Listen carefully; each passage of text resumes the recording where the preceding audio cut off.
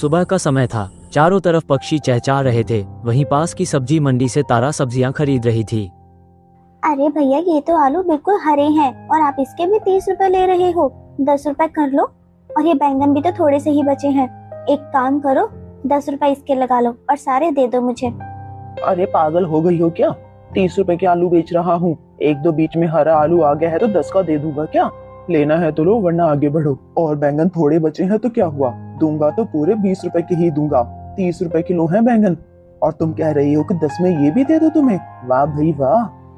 20 के बैंगन ले लेती हूँ। बैंगन ज्यादा है, 2-3 बार सब्जी बन जाएगी। और बाकी बचे 10 रुपए की धनिया और हरी मिर्च ले लेती हूँ, चटनी बन जाएगी। ठीक है, मेरे पास 30 रुपए ही हैं। इतना सामान तो बहुत होगा। ठीक है भैया, ये लो 30 रुपए। एक काम करो, 20 रुपए के तो ये सारे बैंगन दे दो और 10 रुपए के हरी मिर्च और धनिया डाल देना।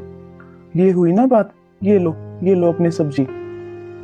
जिसके बाद तारा बाजार से बाहर निकलती है तो सामने एक ढाबा आता है। वहाँ से मछली चावल की बहुत अच्छी खुशबू आ रही थी। अरे वाह, इस ढाबे में से तो कितनी अच्छी खुशबू आ रही है मछली चावल की। काश मैं भी अपने घर वालों को ये सब चीजें खिला पाती। लेकिन कैसे खिलाऊं, मेरे हाथ में इतने पैसे भी नहीं बचे हैं और मछली चावल के लिए तो बहुत सारे पैसे चाहिए होते हैं। कोई नहीं, जब मेरे हाथ में इतने पैसे आ जाएंगे ना, तब मैं अपने घर वालों को भी ये मछली चावल बनाकर खिलाऊंगी। अभी तो मैंने बहुत सारी सब्जी खरीद ली है ना, यही बनाकर दे दूंगी, वरना ये सारी सब्जियां भी खराब हो जाएंगी। मैं थोड़े दिनों बाद और पैसे इकट्ठे करूंगी। तारा का भी मछली चावल खाने का बहुत मन था। तब वह उदास मन से अपने घर पहुंच जाती है। शाम होने के बाद कमल भी मजदूरी कर घर आ जाता है। सास ससुर दोनों बिछौने पर बैठे थे। बुढ़ापे के कारण दोनों में काफी कमजोरी थी। घर पहुंचने के बाद तारा थोड़े से बचे हुए दाल चावल से चूल्हे पर खिचड़ी बना लेती है। तभी ससुर विमल कहते हैं, अरे बहू, फिर से ये खिचड़ी बना दी। ये सब खाने का तो मेरा बिल्कुल भी मन नहीं करता। कुछ अच्छा खाने का मन करता है। अरे मन तो मेरा भी नहीं करता जी, लेकिन आप देख तो रहे हो ना घर के क्या हालात चल रहे हैं। अरे बहुत दिन हो गए हैं ना सरला, ये फीका फीका खाना खाते हुए। काश हम भी मछली चावल खा पाते। सामने वाले ढाबे पर तो कितनी भीड़ लगी रहती है। उसकी खुशबू से तो मेरा दिन हमेशा यही करता रहता है, मछली चावल खाने को। लेकिन क्या करें, हमारे हालात ही ऐसे हैं। बाबूजी, जब मेरे पास पैसे होंगे ना, तब मैं आपके लिए मछली चावल बना दूंगी। फिलहाल ये सब खा लो आप। काश मैं ढंग से कमा पाता तो सबको खुश रख पाता। घर में ऐसे रो पीट कर सबको कुछ खाने के लिए सोचना नहीं पड़ता।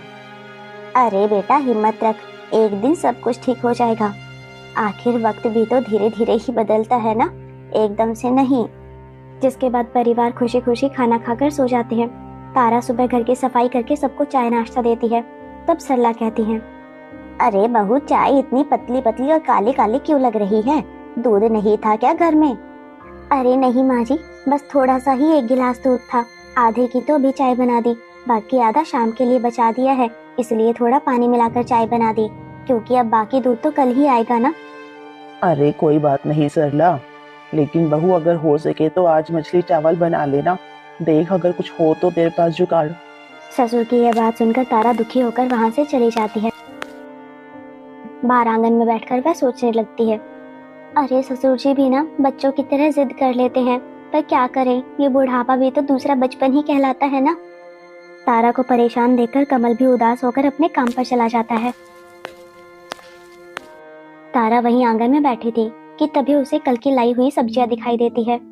अरे आइडिया, घर पर बैंगन रखे हैं ना, इसे मैं मछली की तरह बना दूंगी, क्या पता सबको पसंद ही आ जाए। जिसके बाद तारा अंदर कमरे में जाकर कहती है, अरे बाबूजी, आपको मछली चावल खाने हैं ना, मैं बनाकर खिलाऊंगी आपको। यह बात सुनकर सुरेश की आंखें चमक जाती हैं। अरे सच में बहू? अरे सच में बहू, तो हम सबके लिए मछली चावल बनाएगी? मैं आज मछली चावल खाऊंगा। तभी कमला आंखों ही आंखों में तारा से सवाल करती है।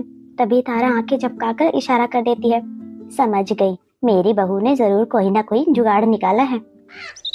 दोपहर का समय था, खाना बनाने की बारी थी।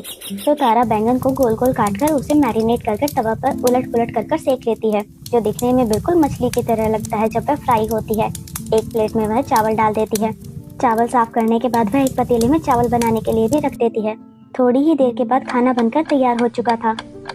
माँ जी, पापा जी, वैसे तो मुझे आपके साथ धोखा नहीं करना चाहिए था, लेकिन क्या करूँ, मजबूरी है।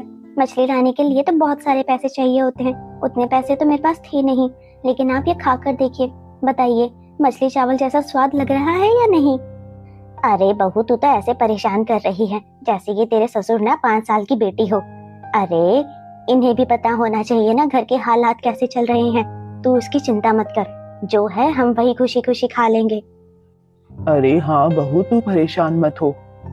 जैसे ही सास ससुर बैंगन की सब्जी और चावल खाते हैं, उन्हें वह खाने में बहुत अच्छा लगता है। अरे बहू, सच में तूने तो यह बिल्कुल स्वादिष्ट बनाया है, किसी ढाबे वाले खाने से कम नहीं बनाया तूने। बहुत बढ़िया स्वाद है भाई इसका तो। अरे बहू, घर में और तो है ना, कहीं खत्म तो नहीं हो गई? हाँ बाबूजी, और भी है, आप पहले ये खत्म कर लें। ऐसे ही सभी घर वाले खाना खाते हैं।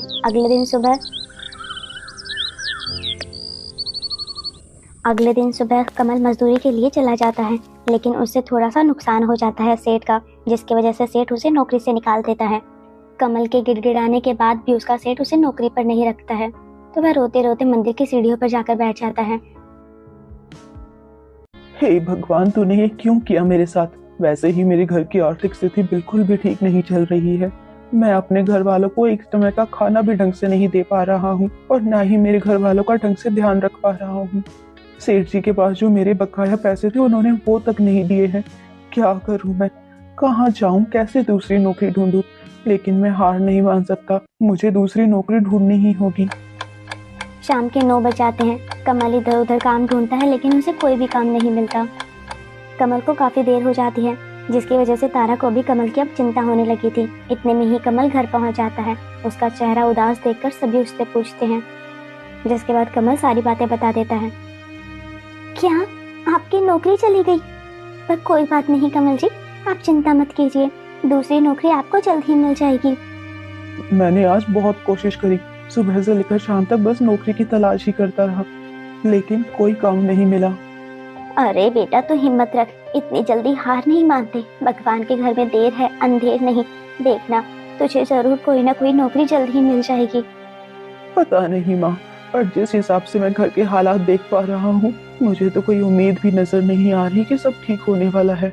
ऐसे ही पूरा परिवार घर में परेशान आपस में बातचीत कर रहा था। ठीक है तारा, अब तुम सब लोग परेशान मत हो, मैं कल फिर जाकर नौकरी की तलाश करूंगा। ऐसे ही वह रात बीत जाती है। अगले दिन कमल काम की तलाश करता है, लेकिन सुबह से शाम हो जाती है, उसे कोई भी नौकरी नहीं मिलती। वहीं दूसरी तरफ तारा बर्तन मांज रही होती है। वहाँ धूप में काम करते करते तारा काफी परेशान हो रही थी, उसे चक्कर भी आ रहे थे। लेकिन जब वह खाना बनाने के लिए अंदर जाती है, तब उसे उल्टी जैसा लग रहा होता है। तभी सास सरला कहती है, अरे बहू, क्या हो गया है? तेरी तबीयत ठीक नहीं लग रही मुझे, तेरी शक्ल भी इतनी उतरी उतरी लग रही है, चल डॉक्टर के पास चल। अरे नहीं नहीं माँ जी, मैं बिल्कुल ठीक हूँ, शायद कल लेट खाना खाया था ना, और टेंशन की वजह से ऐसे हो गया है। डॉक्टर के पास जाएंगे तो 200-400 रुपए का खर्चा हो जाएगा। अरे बहू, मुझे पता है तू नहीं जाएगी डॉक्टर के पास, कोई नहीं, अभी नींबू पानी बनाकर लाती हूँ। जिसके बाद सरला अपनी बहू तारा के लिए नींबू पानी बनाकर लाती है। वहीं दूसरी तरफ कमल काम की तलाश करता है। हर जगह पूछ लिया, लेकिन कोई भी मुझे नौकरी देने को तैयार नहीं है, अब क्या करूं? तभी कमल का एक दोस्त विनय वहाँ मिलता है। कमल विनय को सब कुछ बता देता है। अरे परेशान मत हो दोस्त, अगर यहाँ नौकरी नहीं मिल रही तो क्या हुआ, हम दूसरे शहर जाकर नौकरी कर सकते हैं ना, आखिर परिवार तो तुझे ही देखना पड़ेगा। हाँ, तू ठीक बोल रहा है विनय। दोनों दोस्त आपस में बातें करते हैं, जिसके थोड़ी देर के बाद कमल अपने घर वापस चला जाता है। सुरेश कमल को परेशान देखकर उससे पूछता है, अरे क्या बात है कमल, तुझे आज भी नौकरी नहीं मिली क्या? हाँ पिताजी, इसलिए मैं परेशान हूँ, घर का राशन, आपकी दवाई, सब कुछ देखना है।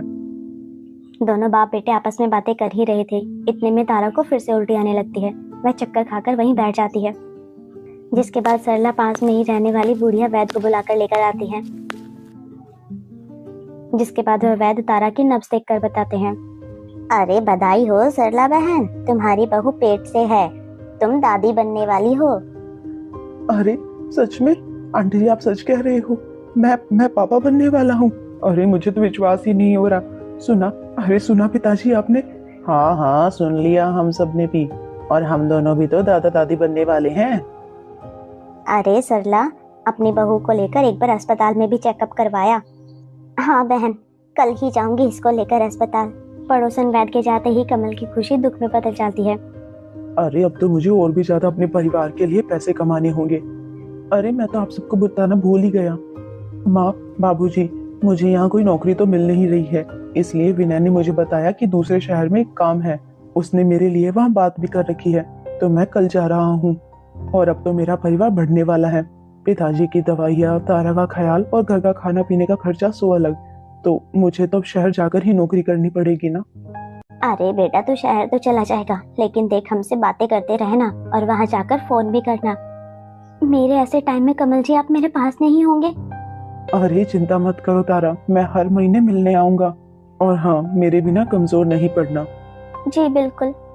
और हाँ सुनो, मैं 1 महीने के बाद ही पैसे जमा कर पाऊंगा, तभी भेजूंगा। तब तक तुम रामलाल काका की दुकान से उधार ले आना। मैं उनसे बात कर चुका हूँ, वो तुम्हें उधार सामान दे देंगे और मैं आकर उन्हें उनका कर्ज चुका दूंगा। ऐसे ही वह रात बीत जाती है। अगले दिन कमल अपने माता पिता के पैर छूकर और तारा से मिलकर ट्रेन में बैठकर वहां से रवाना हो जाता है और 2 दिन के बाद वह शहर पहुंच भी जाता है। अरे आखिरकार मैं यहाँ पहुंच गया। शहर में तो मुझे कहीं भी कोई भी काम मिल सकता है। जिसके बाद कमल को एक शॉप के आगे एक बोर्ड दिखाई देता है जिस पर लिखा हुआ था कि एक लड़के की आवश्यकता है। कमल रोड की उस तरफ जाने लगता है कि तभी पुलिस वाले से टक्कर मारकर चला जाता है, जिससे कमल के सिर में बहुत सारी चोट लग जाती है। जिसके बाद एक भला आदमी गर्व उसे आकर डॉक्टर के पास ले जाता है। वहाँ उसका चेकअप करवाने के बाद पता चलता है कि उसे मेमोरी लॉस हो चुका है। अरे डॉक्टर, ये आदमी ठीक तो है ना? इसके सर से तो बहुत खून निकल रहा था। अरे देखिए, इनके सर पे बहुत गहरी चोट लगी है। इंसान तो बच गया, वो तो कुदरती बात थी, लेकिन इसका मेमोरी लॉस हो चुका है। शायद इसे अपने परिवार या फिर अपने बारे में कुछ भी याद ना हो, लेकिन इसकी मेमोरी कभी भी लौट सकती है। गर्व, तुम इस आदमी को अपने साथ अपने घर ले चलो। जैसे ही उसे कुछ याद आएगा हम इसको इसके घर छोड़ देंगे। तुम ठीक कहती हो। 8 घंटे बाद कमल को होश आता है। वो किसी अनजान घर में होता है। अरे मेरा सर क्यों दुख रहा है इतना? ये कौन सी जगह है?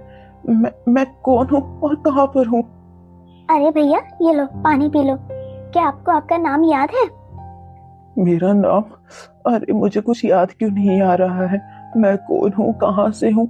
मुझे कुछ भी नहीं याद आया। क्या हुआ है मेरे साथ? कमल को पैनिक अटैक आता है, जिसके बाद गर्व उसे शांत करवाता है, पानी पिलाता है और खाना खिलाने के बाद उसको दवाई देता है। कमल 3-4 हफ्ते तक वहीं रहता है। 3-4 हफ्ते बीतने के बाद भी उसे कुछ याद नहीं आता, जिसके बाद वह उस परिवार पर बोझ नहीं बनना चाहता था। यह सोचकर वह उस घर से निकल जाता है और सड़क पर भटकता रहता है। बहुत परेशान हो रखा था, यही परेशान होकर यहाँ वहाँ घूमता रहता था। जब उसे भूख लगती तो वह किसी न किसी दुकान के पास जाकर वहाँ खाना मांगता था। अरे भाई साहब, बहुत भूख लगी है, कुछ खाना खाने को दे दो। कुछ है आपके पास? अरे चल चल हट, पता नहीं कहाँ कहाँ से आ जाते हैं भिखारी लोग। चलो निकलो यहाँ पर कोई खाना फ्री में नहीं मिलता। ऐसे ही 2 महीने गुजर जाते हैं। वहीं तारा अपने पति के इंतजार में होती है और घर का खर्चा दुकान से चला रही होती है। तब रामलाल, अरे तारा, मेरी दुकान पर आना बंद कर। अब इतना घाटा करवाएगी तू मेरा? एक तो तेरे पति ने 1 महीने का बोला था, फिर भी मैंने 2 महीने तक उधार दिया है तुम्हें। अब मेरे पास और उधार देने के लिए नहीं है। मुझे अपनी दुकान चलानी है, बंद नहीं करवानी। 5,000 हो चुके हैं तुम्हारे, चुपचाप दे। लाला जी बस आज का खाने पीने का राशन दे दो, कल से मैं आपसे नहीं मांगूंगी। मेरी उनसे कोई बात नहीं हो पा रही है, इसलिए मैं मजबूर हूँ। अरे भाई, ऐसा ही होता है। शहर में जाने के बाद भाग गया तेरा पति, घर की जिम्मेवारियां उठानी कहाँ थी उसे? मुझे तो लगता है वो शहर जाकर नई बीवी बच्चों के साथ वहीं बस गया होगा। यहाँ पर रहकर गरीबों की जिंदगी कौन ही जिएगा भाई। लेकिन मुझे क्या, मुझे तो मेरे पैसों से मतलब है। मुझे मेरे पैसे लाकर दो, 1 हफ्ते का टाइम देता हूँ तुम्हें। नहीं नहीं, ऐसा नहीं हो सकता काका, आप ऐसे कुछ भी नहीं बोल सकते। तारा वहाँ से दुखी होकर विनायक के पास आती है और पूछती है, अरे बहन, हम शहर जाने वाले थे, मैं भी गया था। मैंने उसका नंबर भी ट्राई किया था, लेकिन उसका फोन तो स्विच ऑफ आ रहा है और अब तो 2 महीने से ऊपर हो गया। मुझे नहीं लगता कि अब वो वापस आएगा। भैया आप भी ऐसे ही बोल रहे हो, मुझे आपसे बात नहीं करनी। तारा दुखी होकर वापस अपने घर आ जाती है। घर आने के बाद वह अपना सामान पैक करना शुरू कर देती है। सामान पैक करता देखकर सरला वहाँ आ जाती है और कहती है, अरे बहू, तू ये क्या कर रही है? कहाँ जा रही है? माँ जी अब मुझे उन्हें ढूंढने के लिए जाना ही होगा। 2 महीने से उनका कोई अता पता नहीं है। कोई कॉल नहीं, कोई बातचीत नहीं। मुझे उनकी टेंशन हो रही है। और विनय भाई से भी बात करी थी मैंने, उन्हें भी उनके बारे में कोई जानकारी नहीं है। नहीं बहू, मैं तुझे वहाँ शहर नहीं जाने दे सकती। मेरा बेटा तो शहर जाकर मिल नहीं रहा है। अब तो उसकी निशानी को भी खतरे में डालेगी क्या? तू शहर चली जाएगी तो हमारा क्या होगा बहू? मैं, तेरे बाबूजी कैसे रहेंगे? ठीक है माँ जी, मैं शहर नहीं जाऊंगी, लेकिन मुझे उनकी बहुत चिंता हो रही है। मैं जानती हूँ कि आप सब मेरी जिम्मेवारी हो। मैं अपना फर्ज पूरा अच्छी तरह से निभाऊंगी। देखती हूँ आज बाहर जाकर मुझे कोई काम मिलता है तो। अरे नहीं बहू, तू ऐसी हालत में काम करेगी? हाँ माँ जी, उनकी गैर मौजूदगी में इस घर को संभालना मेरी जिम्मेवारी है। और अब तो रामलाल काका ने भी उधार देने से मना कर दिया। उनका 5,000 का उधार बाकी है, वो भी तो देना है ना। जिसके बाद तारा घर से बाहर चली जाती है। बाहर जाकर तारा नौकरी की तलाश करते करते सेठ सेठानी के घर में साफ सफाई के काम की बात करती है, लेकिन कोई उसकी हालत देखकर उसे काम करने के लिए नहीं देता, क्योंकि तारा गर्भवती जो थी। जिसके बाद वह एक नदी किनारे पहुंच जाती है, जहाँ ढेर सारी मछलियां तालाब में होती है। थोड़ी देर के बाद वहाँ एक पागल भिखारी आता है, जिसे जब भूख लगती है तो वह नदी किनारे आकर पत्ते इकट्ठे करता है और नदी से मछली पकड़कर उन पत्तों पर आग जलाकर उन्हें सेक कर खाने लगता है। उसे देखकर तारा को बहुत अजीब लगता है। कमाल है, ये बूढ़ा आदमी भी देखो ना अपने पेट के लिए मछली पकड़कर बनाकर खा रहा है, तो मैं पीछे कैसे हट सकती हूँ? मुझे भी तो अपने परिवार का और इस आने वाले बच्चे का ध्यान रखना है। तो क्यों ना मैं भी इस तालाब से मछलियाँ पकड़कर और यहीं पर मछली चावल बनाकर बेचूं, ये ठीक रहेगा। कल से मैं यही काम करूंगी। थोड़ी देर के बाद तारा अपने घर पहुंच जाती है। तारा को देखकर सरला के सांस में सांस आती है। हे भगवान बहू, शुक्र है तू आ गई। पता है मुझे तेरी कितनी फिक्र हो रही थी। कहाँ गई थी? बहुत देर लगा दी तूने आने में। माँ जी, मैं यहाँ नदी किनारे ही गई थी और कहीं काम तो मिला नहीं, तो मैंने सोचा है कल से मछली चावल बनाकर बेचूंगी। बस मुझे चावल और थोड़े से मसालों का इंतजाम करना होगा। बहू, तेरा दिमाग तो ठीक है ना? तू मछली चावल कैसे बेच सकती है? मछली कितनी महंगी आती है। चावल तो फिर भी ठीक है, हम देख लेंगे। और उसके बाद बचा वो सिलेंडर, कितना महंगा हो गया है जानती है ना? एक सिलेंडर पहले जो 800 का आता था, आज की तारीख में 4,000 का है। माँ जी, मैं जानती हूँ सिलेंडर की कमी है, पर हौसलों की कमी नहीं है मुझ में। मैं भट्टी वाला चूल्हा जलाकर उस पर खाना बनाकर बेचूंगी, जिससे लागत भी नहीं लगेगी इतनी, और लकड़ियाँ तो यहीं आसपास जंगल में से ही मिल जाएंगी। तारा अपनी किसी सहेली से 6,000 रुपए मांगकर चावल और कुछ मसाले, खाने पीने की प्लेटें वगैरह का इंतजाम कर लेती है। अगले दिन सुबह वह एक बड़े से भगोने में सारे मसाले और सब सामान रखकर उसे सिर पर रखकर ले जा रही थी कि तभी सरला कहती है, बहू तू गर्भवती है, इस समय इतना काम कैसे संभालेगी? और तेरा दूसरा महीना भी चल रहा है। मैं भी तेरे साथ चलूंगी। नहीं माँ जी, मैं कर लूंगी, आप घर पे ही रुकना। बाबूजी की भी तो तबीयत खराब है ना। अगर आप मेरे साथ चलोगी तो इनका ख्याल कौन रखेगा? आपको यहीं रुकना होगा। मेरी चिंता मत कीजिए आप, मेरे ईश्वर है ना मेरे साथ, मेरा ख्याल रखने के लिए। ठीक है बहू, संभल कर जाना। तारा सिर पर सामान रखकर नदी किनारे पहुंचती है। सारा सामान जमीन पर रखती है और ईंट, मिट्टी और टीन के कनस्तर में वह मिट्टी का चूल्हा बना लेती है। लकड़ियां रखकर एक तरफ चावल पकाती है तो दूसरी तरफ एक बाल्टी में नदी से मछलियों को पकड़कर लाती है। फिर मछलियों को भूनकर उसे मसाला लगाकर वह मछली चावल बेचना शुरू कर देती है। आइए आइए भाई साहब, बहन जी, मछली चावल खाइए, सिर्फ 50 रुपए की प्लेट है। आइए आइए बहन जी, भाई साहब यहाँ आइए। अरे यहाँ पर तो बहुत कम लोग हैं, बिक्री कैसे होगी मेरी? हे भगवान, प्लीज मेरा साथ देना। थोड़ी ही देर के बाद वहाँ पर 2 आदमी आते हैं। अरे भाई, यहाँ पर कोई चखना वखने का तो इंतजाम है नहीं, हम कैसे पियेंगे इसको? अरे वो देख भाई, उस तरफ मछली चावल है ना, चल आज उसी से काम चला लेते हैं। मछली चावल खाएंगे और साथ में पियेंगे।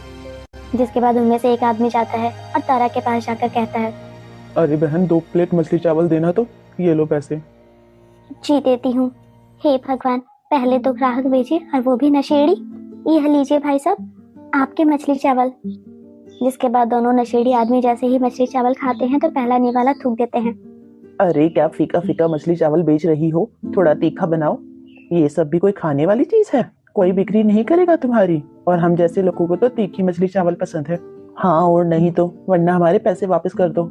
नहीं भाई साहब, मुझे एक मौका और दीजिए, मैं अभी अभी दोबारा आपके लिए मछली चावल बनाकर लाती हूँ। आपको शिकायत का मौका नहीं दूंगी। जिसके बाद तारा वापस जाकर मछली पर और तीखा मसाला डालकर अलट पलट कर उसे सेक देती है। और फिर वह दोबारा उनको दोनों नशेड़ियों को खाने के लिए देती है, जिसे खाकर दोनों नशेड़ी भाई खुश हो जाते हैं। हाँ, ये हुई ना बात। ये बना है एकदम बढ़िया तीखा मछली चावल। ऐसे तीखे मछली चावल बेचोगी ना तो देखना तुम्हारा काम बहुत बढ़िया चलेगा। जिसके बाद दोनों नशेड़ी स्वाद लेकर मछली चावल खाते हैं, जिससे तारा को बहुत खुशी होती है। बहुत देर हो जाती है, लेकिन अभी तक और कोई ग्राहक नहीं आया था। थोड़ी ही देर के बाद एक कपिल नाम का एक व्यक्ति वहां आता है। ओहो, एक तो तुम करीब, तुम में से बदबू आ रही है और तुम्हारे इस मछली चावल में से भी। गलत बोल रहे हैं साहब आप। मेरा खाना बेशक सस्ता हो, लेकिन स्वाद बहुत अच्छा है। एक बार आप खाकर तो देखिए। आइए देखो, खाकर देखो, 50 रुपए प्लेट है। मुझे जरूरत नहीं है तुम्हारी सड़ी हुई मछली चावल खाने की। इतना कहकर कपिल वहां से चला जाता है। जब तारा मछली पका रही थी और पंखे से हवा करती है तो खुशबू दूर दूर तक जाने लगती है। जब खुशबू कपिल तक पहुंचती है तो उसे भी भूख लग जाती है। वह अपनी जेब में 50 रुपए देखता है। 50 रुपए मिलने पर वह उल्टे पांव वापस तारा के पास आ जाता है। मुझे भूख लग रही है। अभी यहाँ पर कोई ऑप्शन भी नहीं दिख रहा है। दो अपने तीखे मछली चावल की एक प्लेट मैं भी देखा हूँ खाकर, क्या स्वाद है तुम्हारे हाथों में। जिसके बाद तारा उसे तीखे मछली चावल बनाकर देती है, जिसे खाकर वह कपिल बहुत खुश हो जाता है। उसे वह मछली चावल बहुत पसंद आते हैं। अरे वाह बहन, तुमने साबित कर दिया कि तुम गरीब होकर भी अच्छा खाना बना सकती हो। यह बहुत स्पाइसी मछली चावल है, मुझे बहुत पसंद आया। मेरे पास अभी और पैसे नहीं हैं, लेकिन मैं कल फिर खाने आऊंगा। और ये जो कहावत है ना, शायद तुम्हारे लिए ही बनी है, डोंट जज a book by its cover. Tara को अपने बनाए हुए मछली चावल की तारीफ सुनकर बहुत अच्छा लगता है। ऐसे ही बहुत देर बीत जाती है, मक्खियां भिनभिनाने लगती है, लेकिन अभी तक और कोई ग्राहक नहीं आता। थोड़ी ही देर के बाद कुछ लोगों की भीड़ वहाँ नदी किनारे आती है। अरे भाई, बहुत अच्छा हुआ। अब खाना खाने के लिए इतनी दूर नदी पार करके घर नहीं जाना पड़ेगा। यहीं पर तीखे मछली चावल खाकर पेट भर लेंगे। अरे बहन जी, आप बहुत अच्छा मछली चावल बनाती हैं। शुक्रिया भाई साहब। चलो, कम से कम अब मुझे यह तो पता चल गया कि मेरा खाना तीखा जब से बना है तब से सबको अच्छा लग रहा है। 7-8 प्लेट मछली चावल बेचने के बाद तारा अपने मिट्टी के चूल्हे को वहीं नदी किनारे एक पेड़ के पास पन्नी से ढक देती है और पतीले में बाकी सारा सामान रखकर वापस घर की तरफ वापस लौटने लगती है। घर आकर जब तारा अपने पैसे गिनती है, अरे माँ जी देखिए ना, आज 800 रुपए की बिक्री हुई है मेरी। कल से मैं और ज्यादा मेहनत करूंगी और पैसे कमाऊंगी। अब हमें रामलाल जी का उधार भी तो चुकाना है ना, वो भी चुका दूंगी धीरे धीरे। आधे पैसे का राशन भरवा लेती हूँ। अरे बहू, तू कहाँ राशन लेने जाएगी? तू इतनी थक हार के तो पहले ही आई होगी। अपने परिवार के लिए इतना सब कुछ कर रही है, बहुत अच्छी बात है। लेकिन अब दुकान पर मैं चली जाऊंगी, तू आराम कर। और हाँ, खाना मैंने बना दिया है, अब घर का सारा काम मेरा है, तू बस अपनी दुकान संभाल। इतना कहकर सरला किराने वाली दुकान पर चली जाती है। दुकान से दूध, चावल, चीनी और खाने का सामान लेकर वापस आ जाती है। जिसके बाद पूरा परिवार इकट्ठा होकर खाना खाता है। खाना खाने के बाद वह सब सो जाते हैं। ऐसे ही वह दिन भी बीत जाता है। अगले सुबह तारा अपना सारा सामान लेकर नदी किनारे फिर से पहुंच जाती है। फिर से वहां वह कुछ मछलियां पकड़कर चावल पकाकर तीखे मछली चावल बनाकर बेचने लगती है, जिसकी खुशबू से लोग धीरे धीरे उसके खाने की तरफ आने लगते हैं। तारा को तीसरा महीना लग जाता है। वहीं दूसरी तरफ कमल अपनी याददाश्त खोकर पागलों की तरह इधर उधर भटक रहा होता है। कभी कचरे से खाना उठाकर खाता है तो कभी किसी का झूठा बचा हुआ खाना खाता है। अरे खाना दे दो, मुझे बहुत भूख लगी है, खाना दे दो ना। अरे चल भाग यहाँ से, पता नहीं कहाँ कहाँ से पागल लोग आ जाते हैं। अरे बेटा, इसे भगा मत, पता नहीं कौन है, कहाँ से आया है, जरूर इसके साथ कुछ बुरा हुआ है। चला इधर, मैं खिलाता हूँ तेरे को खाना। एक ग्राहक के कहने पर ढाबे वाले ने उसे खाना खाने को दिया। वह खाना लेकर वहीं पास में बैठकर खाने लगता है। वह खाने पर पागलों की तरह टूट पड़ता है। ऐसा लग रहा है मानो कितने जन्मों का भूखा है। वही संघर्ष करते करते थोड़ी बहुत प्रॉब्लम तारा को भी हो रही थी, लेकिन वह इसे खुद से संभाल लेती है। वहीं उसके तीखे मछली चावल की बिक्री काफी अच्छी हो रही थी। यह देखकर वहाँ पर एक पकोड़े वाला भी अपना ठेला लगा लेता है, जिसकी वजह से उसकी बिक्री काफी कम हो जाती है। पर वह कुछ नहीं कहती। लेकिन वह पकोड़े वाला उसकी ज्यादा बिक्री देखकर उसे मन ही ईर्ष्या करने लगता है। एक दिन तारा स्टॉल पर नहीं थी, वह दुकान से तीखा मसाला खरीदने के लिए गई हुई थी। जब वह वापस आती है तो वह देखती है कि उसके चावलों का बुरा हाल हो रखा था और कस्टमर की भीड़ भी काफी हो जाती है।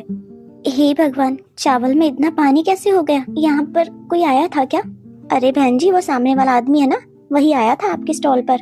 अरे कितनी देर हो गई है, अगर तुम्हें तीखी मछली चावल की प्लेट नहीं देनी है तो बता दो, इतनी दूर आने का क्या फायदा हुआ? अरे भाई, लगता है मशहूर होने का घमंड आ गया है, चलो वापस चलते हैं। बहन जी, मेरी दुकान से वापस मत जाइए, बस मुझे 10 मिनट दीजिए, मैं आपको बढ़िया से बढ़िया तीखी मछली चावल बनाकर खिलाती हूँ। जिसके बाद तारा जल्दी जल्दी लकड़ी भट्टी में डालती है, आंच बढ़ा देती है और चावल का पानी वहाँ पर फेंक देती है, जिससे चावल का सारा पानी सूख जाता है। फिर वह गर्मा गर्म मछली चावल सभी ग्राहक को देती है। हाँ, सही किया बहन तुमने, बहुत बढ़िया बनाई है तुम्हारी मछली चावल तो। मैं इतनी दूर से यही खाने तो आई थी। तीखा तीखा खाने में तो मजा भी आ रहा है, लेकिन इस वक्त तुम्हें काम नहीं करना चाहिए। तुम गर्भवती हो, तुम्हें अपना ख्याल रखना चाहिए। अरे हाँ आंटी जी, ऐसे मुश्किल समय में भला कौन हथेली पर जान लेकर निकलता है, लेकिन मजबूरी है मेरी। भगवान करे बेटा तुम्हारी सारी परेशानियां जल्द ही खत्म हो जाए। एक काम करो, 2 प्लेट पैक भी कर दो। ऐसे ही दिन प्रतिदिन तारा का काम बढ़िया चलने लगता है। दूर दूर से लोग उसके पास तीखे चावल खाने के लिए आते हैं। ऐसे ही धीरे धीरे बढ़ते काम के साथ तारा की कमाई भी काफी अच्छी चल रही थी, जिसके बाद वह रामलाल के पैसे भी चुका देती है और अपने दवाई टेस्ट सभी के खर्चे खुद से उठा लेती है। धीरे धीरे लोग भी अब उसके तीखे मछली चावल के दीवाने हो चुके थे। जैसे जैसे उसके महीने बढ़ते जा रहे थे, उसकी कठिनाइयां बढ़ती जा रही थी। इन सब के बावजूद भी वह ठेला लगाना कभी नहीं छोड़ती। वहीं दूसरी तरफ किसी ट्रक में बैठकर उसका पति कमल भी वहीं आ जाता है। घूमते घूमते वह मछली चावल खाने के लिए तारा के पास आकर बैठ जाता है। जैसे ही वह तारा से मछली चावल मांगता है तो तारा उसे पहचान लेती है। कमल जी, आप आ गए। मुझे पता था आप वापस जरूर लौटोगे अपने माँ बाप और अपने बच्चों के लिए। कमल की हालत देखकर तारा की आंखों में पानी आ जाता है, जिसके बाद वह अपने सास ससुर को वहाँ नदी किनारे बुलाकर लेकर आती है। थोड़ी ही देर के बाद कमल, तारा और सुरेश भी वहाँ नदी किनारे पहुँच जाते हैं, जिसके बाद सुरेश कमल को उसकी पुरानी फोटो दिखाता है। तभी कमल को कुछ समझ नहीं आता और वह सिर पकड़कर चिल्लाने लगता है, जिसके बाद कमल को चक्कर आता है और वह नदी में गिर जाता है, जहाँ एक छोटे से पत्थर से उसका सिर टकरा जाता है। सुरेश उसे बाहर निकालता है और फौरन अस्पताल ले जाता है, जहाँ थोड़ी देर के बाद कमल को होश आ जाता है। अब उसकी याददाश्त भी वापस आ चुकी थी। अरे पिताजी, माँ जी, तारा, ऐसा लग रहा है पता नहीं कितने टाइम के बाद आप सब लोगों से मिल रहा हूँ। टाइम तो आपने लगाया है जी। डॉक्टर साहब बता रहे थे कि आपका कोई एक्सीडेंट हुआ होगा, जिसकी वजह से आपकी याददाश्त चली गई है और आज वापस आ गई है। अब आपको कहीं और जाने की जरूरत नहीं है। मेरा तीखा मछली चावल का काम बहुत अच्छा चल रहा है और हमारा बच्चा भी आने वाला है। हम वही काम संभालेंगे आगे से। कुछ दिनों के ट्रीटमेंट के बाद कमल ठीक हो जाता है, जिसके बाद वह अपनी पत्नी के साथ तीखे मछली चावल की एक छोटी सी दुकान भी संभाल लेते हैं। जिसके बाद वह दिन रात मेहनत करते हैं और कुछ ही दिनों में वह अपने एक नए घर में खुशी खुशी रहने लगते हैं। मुश्किल हालात में हार मानने के बजाय हिम्मत, मेहनत और समझदारी से काम लेने वाला इंसान ही अपने परिवार को संभाल सकता है और सफलता पा सकता है।